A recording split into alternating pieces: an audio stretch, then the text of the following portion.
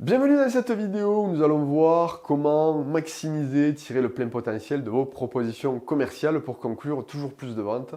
Nous allons voir quelles sont les 3 erreurs contre-productives qui peuvent tout simplement plomber vos propositions et faire fuir les clients. Avant, si ça n'est pas déjà fait, cliquez ci-dessous pour vous abonner et sur la petite cloche pour recevoir une notification à chaque nouvelle vidéo publiée.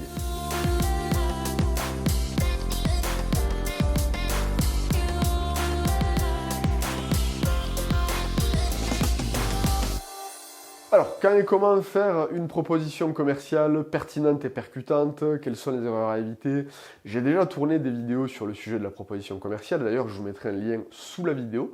Mais aujourd'hui, nous allons véritablement nous focaliser sur les 3 pratiques les plus contre-productives. C'est un peu le 20-80, c'est-à-dire que si vous focalisez votre attention là-dessus, vous allez réellement avoir un effet de levier sur le taux de conclusion, sur le taux de conversion des propositions commerciales émises. Allez, c'est parti. Premièrement, vouloir répondre à toutes les demandes inadaptées. Effectivement, vouloir traiter toutes les affaires entrantes et toutes les demandes des clients, ça va tout simplement surcharger votre pipeline des ventes et ça va vous faire que vous allez vous noyer en quelque sorte dans le flux des actions commerciales potentielles au quotidien, plutôt que de prendre en fin de compte le contre-pied, c'est-à-dire de bien qualifier les opportunités, bien vérifier que vos clients potentiels ont la capacité, ils sont dans le bon contexte et ils ont la capacité de prendre une décision rapide, et que ce sont des clients qui sont intéressants pour vous et votre entreprise. Effectivement, tout ça, ça se passe dans la phase de diagnostic commercial et même au tout début, dans la phase de qualification. Et ça fait une énorme différence en termes de performance commerciale globale entre les vendeurs qui prennent le temps de valider ces interrupteurs en amont et ceux qui effectivement veulent traiter l'intégralité des demandes, qui passent un temps fou avec tous les clients, qui logent tous les clients potentiels à la même enseigne et qui vont essayer de tout simplement transformer toutes les affaires. Et là, en fin de compte, je vous renvoie à d'autres vidéos que j'ai tournées sur le sujet, et vous le savez probablement, dans la vente, le 100% n'existe pas, toutes les affaires ne vont pas se transformer à court terme, et donc il faut trier, il faut qualifier, il faut scorer, j'ai envie de dire, d'où la notion de lead scoring, de qualification des opportunités des clients potentiels.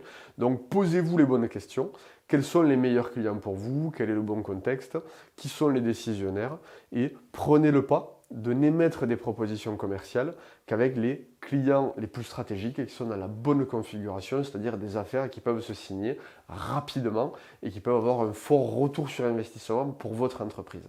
Ça, c'est la première erreur que vous devez effectivement faire tomber pour avoir des affaires rentables et un pipeline de vente en bonne santé.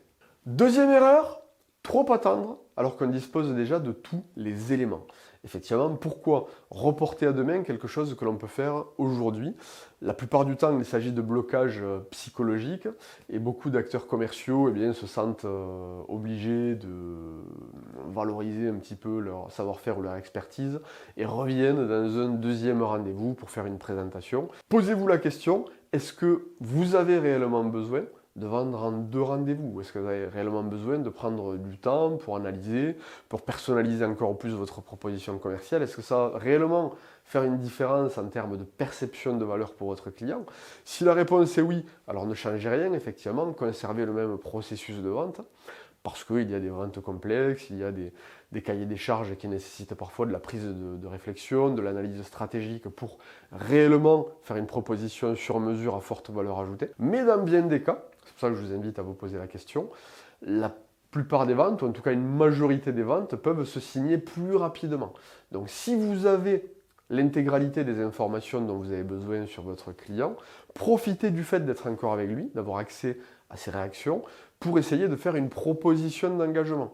Ça veut dire potentiellement faire une vente directe si vous le pouvez, ou alors obtenir un engagement de votre prospect, signé si possible, pour ne pas prendre du temps d'analyse et avancer pour rien dans la préparation de vos solutions et dans d'autres rendez-vous, donc dans le temps que vous allez investir dans votre pipeline des ventes. Donc, véritablement, ça passe par vous poser la question de quelles informations vous avez besoin et qu'est-ce qui va vous permettre de faire une proposition à valeur ajoutée.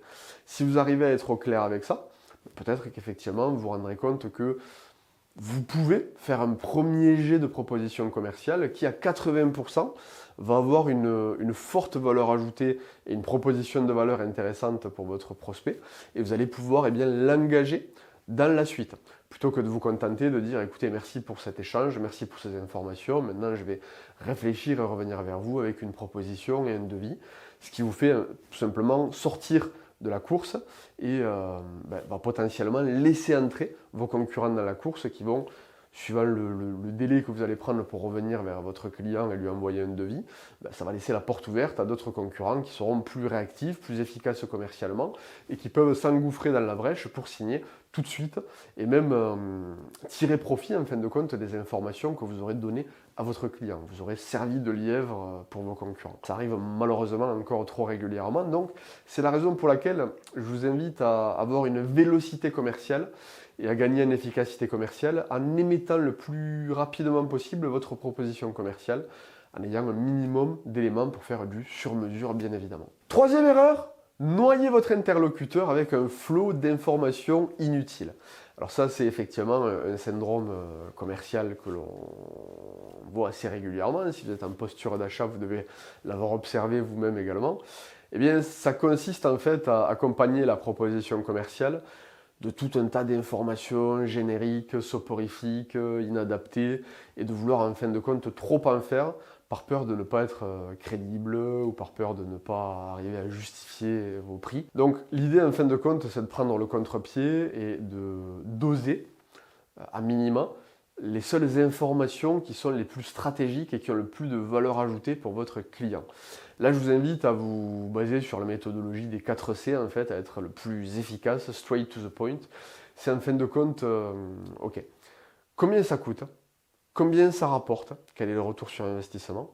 Combien de temps ça prend pour obtenir les résultats ou pour le mettre en place? Et comment on le met en place? Quel est le mécanisme de transformation? Quelles sont les étapes par lesquelles on va passer? Voilà, grosso modo, avec ces 4 C, on a balayé les 20-80, les tenants et aboutissants de votre proposition commerciale. Et l'idée, c'est véritablement d'aller à l'essentiel en expliquant pourquoi le produit ou service que vous proposez, il est parfaitement adapté au contexte, aux besoins et aux motivations profondes de votre client. En quoi, quels sont les bénéfices concrets qu'il va en retirer, donc si vous arrivez à quantifier le retour sur investissement. Également, quel problème vous résolvez, quelle est la douleur, et également la douleur elle se quantifie, c'est aujourd'hui combien coûte ce problème ou combien il a coûté à votre client, à son entreprise, que ce soit en termes financiers, en termes de confort, en termes de sécurité, en termes de bien-être au quotidien. Voilà, la douleur se quantifie sur plein d'aspects en fin de compte, donc je vous invite à prendre le temps d'arriver à quantifier ça pour l'intégrer dans votre proposition et d'être en capacité à le retranscrire à votre client. C'est voilà, quel problème vous allez régler et qu'est-ce que ça représente pour lui en termes de coût. Quel est le coût et combien ça rapporte. Ensuite, tout simplement, dans les grandes lignes, vous n'avez pas besoin de détailler, de manière ultra exhaustive quelles sont les innombrables étapes par lesquelles on va passer, mais tout simplement quel est l'effet bande-annonce, c'est-à-dire comment ça va se mettre en place et comment votre client va pouvoir utiliser ou bénéficier du produit ou de la solution et quelle est la vue raccourcie de ce qui va se passer. Et quel est le timing? Pourquoi? Parce que le client se pose toujours la question en combien de temps je vais pouvoir bénéficier du produit et service, en combien de temps je vais obtenir du retour sur investissement. Donc essayez de vous focaliser sur ces éléments clés-là et balayer tout le reste, tout ce qui est générique, tout ce qui est soporifique, tout ce que vous avez l'habitude de dire à tous vos autres clients. Pourquoi? Parce qu'il y a de fortes chances que ça pollue, en fin de compte, le reste de la proposition commerciale et que le client perde de vue les informations qui sont capables de lui faire prendre, qui vont déclencher la prise de décision. Alors que le fait d'en faire moins, tout simplement, va vous permettre de faire mieux. Essayez de réduire la quantité d'informations pour augmenter le niveau de valeur des informations que vous mettez à disposition. Et ça va être dans les emails, ça va être dans les documents, si vous formalisez une proposition commerciale pour répondre à un appel d'offres, ça va être à l'oral, en physique ou en visioconférence, quand vous allez présenter votre proposition commerciale, peu importe la forme que ça va prendre, en tout cas, je vous parle des ingrédients commerciaux, c'est-à-dire du fond. Peu importe la forme, je suis en train de vous parler du fond, de ce que vous devriez mettre dans votre proposition commerciale. Et ça, croyez-moi, ça va vous faire véritablement faire un gap en termes de taux de transformation sur vos propositions commerciales. Voilà, j'espère que cette vidéo vous a plu, vous avez 3 erreurs à éviter, et si vous prenez le contre-pied sur ces 3 erreurs, nul doute que vous allez gagner en performance commerciale.